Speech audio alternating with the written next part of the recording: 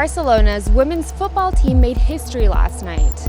Not only did they beat their eternal rival Real Madrid, but they beat the world record for attendance at a women's football match. This is Catalan News in 100 seconds.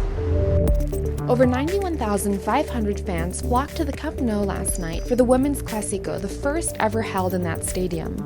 Barca delighted spectators by winning 5-2 in the second leg of the Champions League quarter-final. Catalonia will consider lifting the indoor mask mandate in primary schools if it is not addressed in next week's Spanish health ministers' meeting. Catalan authorities say it should be removed gradually from younger to older age groups. Catalonia will be home to one of the world's most ambitious universal basic income pilot projects next January. Academics are debating plans to give certain residents around €800 per month for 2 years.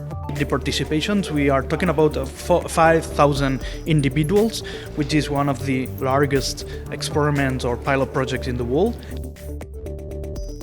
Victims are calling for the creation of an independent body with coercive powers to investigate child sexual abuse cases in the Catholic Church in Catalonia. No solamente queremos saber cuántas manzanas podridas, queremos saber si el barril entero ha estado podrido. Que sepamos cifras, una base de datos de cuántas víctimas ha habido.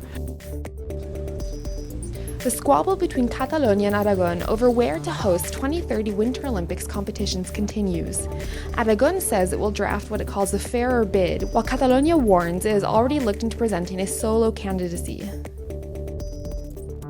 That's it for today. Thank you for watching. You can find more information about all of these stories and more on our website, catalannews.com.